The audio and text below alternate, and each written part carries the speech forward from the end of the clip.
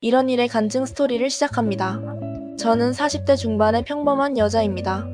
어릴 적 친구 따라 교회에 한두 번 가본 게 전부였어요. 그때는 그저 찬송가 소리가 좋았고 사람들이 따뜻해 보여서 따라갔을 뿐 하나님이 진짜 계신다고 믿은 적은 없었죠. 대학교를 졸업하고 미국으로 유학을 갔습니다. 그곳에서의 삶은 화려할 줄만 알았어요. 하지만 현실은 달랐습니다. 언어의 벽, 문화의 차이, 그리고 외로움. 아무도 내 이야기를 들어주는 사람이 없었어요. 밤마다 조용히 울곤 했습니다. 그런 시간이 쌓이면서 제 안은 알 수 없는 두려움과 공허함이 생겼습니다. 미국에서 결혼도 했지만 행복하지 않았습니다. 사랑보다 의무가 앞섰고 점점 서로에게 상처가 됐습니다. 결국 혼자가 되었고 그때부터 제 삶은 무너졌습니다. 10년이 넘는 미국 생활 속에서 저는 겉으로는 괜찮은 척했지만 속으로는 늘 불안했어요.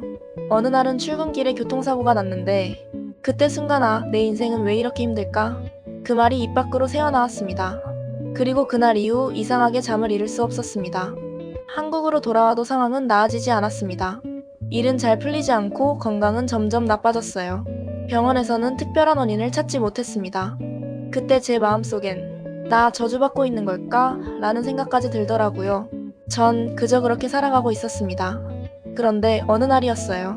집 앞 카페에서 커피를 한 잔 마시고 있는데 어떤 중년의 여성이 다가와 미소 지으며 말했습니다. 혹시 요즘 힘드신가요? 예수님이 당신을 사랑하신대요. 처음엔 좀 황당하기도 했고 매우 당황했어요. 솔직히 이 사람 뭐지? 라고 묻고 싶은 생각이 들었죠. 그런데 이상하게도 그 말이 마음에 남았습니다. 그날 밤 오랜만에 그냥 울었습니다. 마냥 눈물만 나왔습니다. 그리고 제 인생 처음으로 하늘을 향해 속삭였습니다. 하나님 정말 계시다면 제게 한 번만 보여주세요. 그 후로 저는 매일 밤 짧게라도 기도라는 것을 하기 시작했어요. 그냥 속으로 말하듯이요. 오늘 하루 견디게 해주세요. 조금만 더 용기 주세요. 그러던 어느 날 새벽에 갑자기 심장이 뛰기 시작했습니다. 무슨 일인가 싶었는데 눈앞에 떠오른 말이 있었어요. 내가 너를 사랑한다. 그 순간 이해할 수 없는 평안이 제 마음을 덮었습니다. 눈물이 멈추지 않았습니다. 처음 울었던 그 울음과 눈물과는 달랐습니다. 그렇게 울고 있는데도 마음은 따뜻했고 평온하고 참 행복했습니다. 정말 어렸을 적 느껴봤던 그 감정? 아니요, 그보다도 더 평안한 마음이었습니다. 그날 이후 감사하게도 불면증이 사라졌고 몸의 통증도 가벼워졌어요. 전도해준 그분을 만나 함께 교회에 나가보기로 했습니다. 처음엔 어색했지만 말씀을 듣는 동안 제 마음은 계속 울고 있었습니다. 마치 하나님께서 제 인생의 긴 어둠 속으로 빛을 비춰주시는 느낌이었어요. 그리고 정확히 한 달째 되는 날 하나님은 응답해 주셨습니다. 그토록 밀려있던 일들이 하나둘 풀리기 시작했고 검사에서도 이상이 없다는 결과를 받았습니다. 무엇보다 제 마음이 처음으로 살고 싶다는 생각이 들었습니다. 그때 깨달았어요. 하나님은 나를 버린 적이 없었다는 걸. 내가 그분에게서 멀어졌을 뿐이었습니다.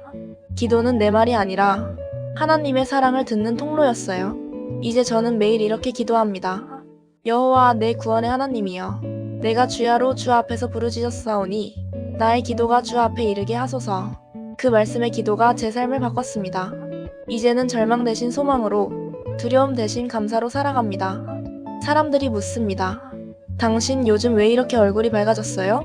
그럴 때마다 웃으며 대답합니다. 하나님이 제 인생의 주인이 되셨어요. 당신도 오늘 그분께 마음을 열어보세요. 기도는 기적의 시작입니다. 그리고 하나님은 지금 당신을 기다리고 계십니다.